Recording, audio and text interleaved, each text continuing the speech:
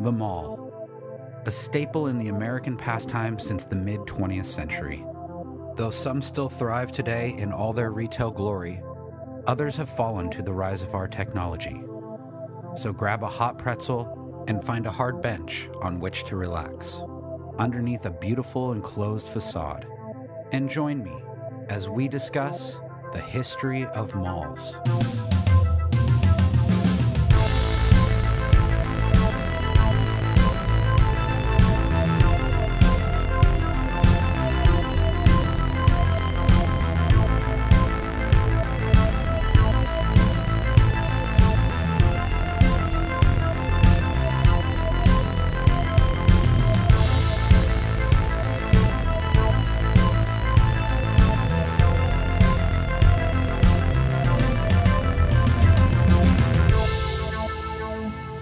Hello, and welcome to this episode of the History of Malls. I will be softly talking to you about history today. History of malls. So, I will be talking about a mall today that was suggested by Slacking Packing, who we follow each other on Instagram. You should check out their Instagram at slacking.packing, where they document abandoned places and places that are closing. They also have a YouTube page that you can get from their profile. So today we will be talking about the Upper Valley Mall in Springfield, Ohio. So this mall opened on August 2nd, 1971. If anyone is one of those Wikipedia editors on the mall's Wikipedia page, it only has that it opened in 1971, but I found it was August 2nd of that year. If anyone wants to update it, I will feel I have contributed to society with my hardcore research if that was updated. On opening day, the mall only had 3 anchors. It had a Wren's, a Woolworths, which is a staple in American retail, and the other I will get into later for the featured store, but within a couple months, they were also getting a Sears and a JCPenney. It was built to hold 73 stores, and some of the ones that I found on opening day were a place called Casano's Pizza King, Spencer's Gifts, which I didn't know went back that far, and this mall was really into hosiery, where they had 2 different stores, one called New Mode Hosiery, and then the other one was Park Lane Hosiery. They also had a 2-screen cinema. I was sad because I really couldn't find all the opening day festivities for this mall. I love those, and the papers I have access to didn't really have anything like that. This was a 1-story mall, which some of the anchors were 2 stories. It had a little over 800,000 square feet of retail and 5,000 parking spots. It was a nice looking mall. I guess it hasn't really been updated, so there's plenty of footage on YouTube from this mall if you want to go check it out that has the old tiles and stuff like that. One thing I found was that the Woolworths, they had some live models modeling clothes for back to school. The picture in the ad was a silhouette of a woman standing while resting her weight on an umbrella. She kind of looked like Mary Poppins, so maybe this was the look in 1971 for high school students, or Woolworths was just way not cool. It was hard to find things besides ads for the mall. I found an engagement announcement for Miss Debbie Stewart, who worked at Camelot Music in the mall in 1975. Debbie, I hope your life is doing swell, and I thank you for your service at Camelot. I'm just going to get into this week's features story because this is what dominated the headlines for this mall. The only way I found anything out about this mall was the articles about the opening of this store. And the featured store for this week's episode is Reichs. So unless you're really from this area, it seems like no one really should know what Reichs is because it was very centered around this area. Let me just give you a little history on the store before I get into the opening of this particular store. So this is a pretty old store. It was founded in 1859, and it was pretty cool because I found this article in the paper in the Dayton Herald about the store, but the paper was actually from 1922. So in 1922, it had already been in business for 70 years. It seemed to be a staple in Dayton, Ohio, and from the article, the president, Frederick H. Reich, said that it had only just begun. David Reich, father of Frederick, in 1853 helped found the store with two other people. By 1859, the two other people were out, and the store became D.L. Reich Dry Goods Store. As it grew, they moved locations at 2nd and Main Street. After a bunch of merging with a bunch of different companies, by 2005, it had become Macy's. Another thing I found was that this store had an amazing Christmas display every year. I couldn't really find any photos of the display at the Reichs in the mall, but the one in Dayton was a thing to see. Now, that building that was there forever in Dayton was imploded in 1999 and became a performing arts center. So the Reichs in the mall, it seemed to have everything, and I mean everything. From the ads, they were like Amazon in one building. The one in the Upper Valley Mall was the fifth Reichs in the area, so there's a lot of interesting things about this place. I really wish I could have seen it. Let's start with the fact that it was open from 10 a.m. to 10 p.m. Monday through Saturday. I'm not sure if this was the mall hours, but for 1971, that's pretty late to stay open. Not only is it a department store, it had a restaurant called the Blue Fox Dining Room, which had 120 tables. They also had a coffee shop that would seat 40 more people. So let's go over what they actually sold. On the ground level, you had clothes for the whole family, cosmetics, drugs. I wonder what Nancy Reagan thought about this. Notions. I'm not very smart, so I looked up what notions are, and it says notions, small articles as buttons, threads, ribbons, and other personal items, especially such items displayed together for sale. Also on the lower level, it had stationery, books, candy, records, and luggage. The upper level had home furnishings, toys, sporting goods, cameras, prescriptions. Wondering if that's glasses since they already had drugs on the first floor.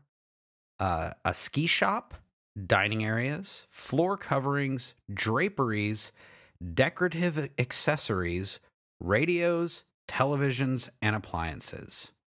I mean, this is technically a mall in a mall by itself. So now I would like to get into the design of Reichs, which sounds like it's out of control. I would have loved to have seen it. The president at the time of the mall in 1971 said that since it isn't the first Reichs, it needs to be different to bring in the customers, which it does seem pretty interesting. Let's start with the colors. So you got red on purple, gray on black, and blue on blue. It's not different shades of orange, but it seems good. There is a 32-foot by 6-foot abstract mural also. Speaking of abstract, one of the things they wanted to make different was the dressing rooms. So they made the dressing rooms freestanding instead of a bunch all grouped together, plus they were all different. You could have one in the shape of a cube or some in the shape of a figure 9. Looking at the dressing room, it was just weird. With everything going on in this picture of the dressing room, it looks like a broken pitcher of water. I really can't explain it.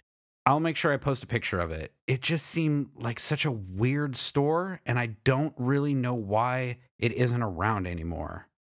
So this is Reichs. I think anyone who might not have lived in Ohio or right around there might have just learned something new, and it was pretty interesting. It was a weird looking store. So if you can find any old photos or video of Reichs in the mall, I would totally suggest looking at it. Back to the mall, even though this is only barely related to the mall, I found this article about a country singer named Margot Smith doing 2 concerts in Dayton. You could buy tickets to her concert at Wren's in the mall. You could also buy tickets at a place called McNasty's on Rip Rap Road. This is amazing. For one, McNasty's sounds awesome. I can only hope that it's a jab at McDonald's.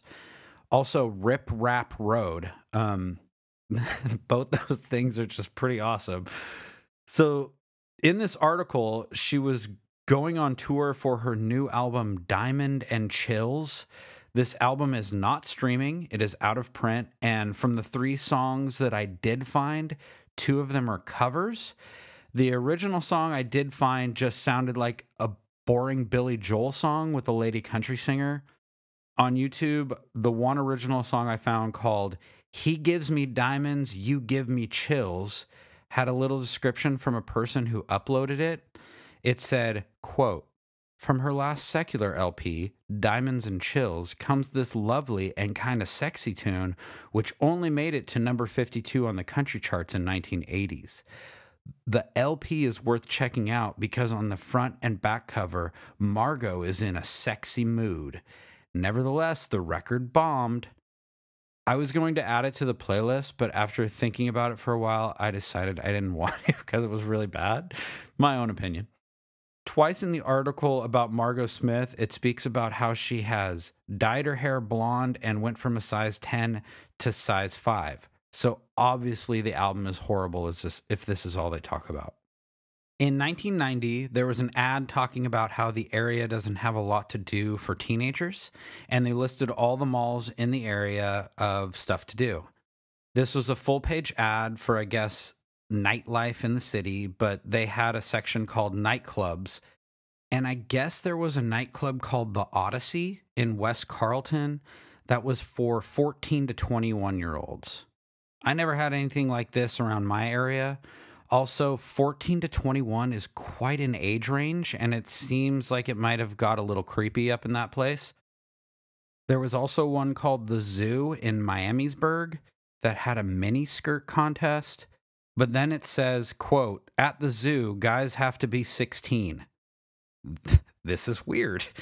Is there just so many 16-year-olds in the area that they could bring in enough revenue for a nightclub to stay open? It was probably not what it meant, but hey, only 16-year-old guys.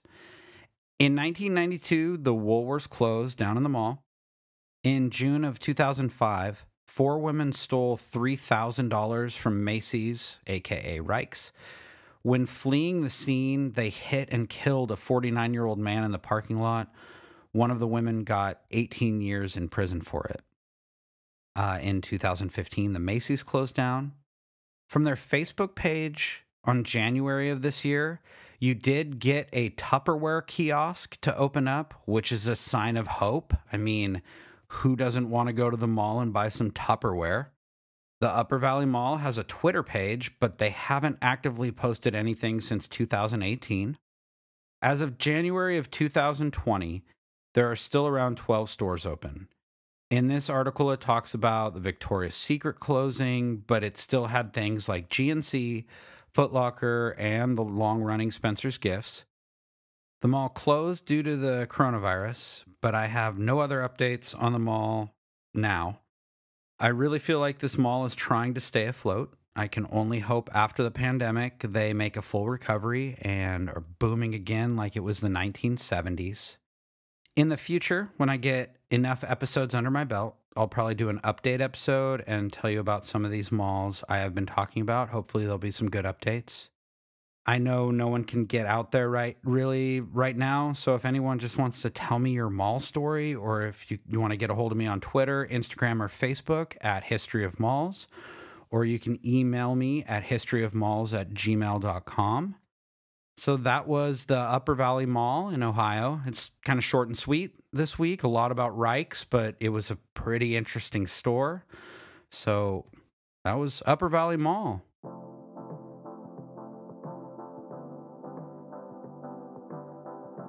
For this episode, we have a song by Dan Mason called Every Time I Cry. Thank you, everyone, and hope to talk to you soon.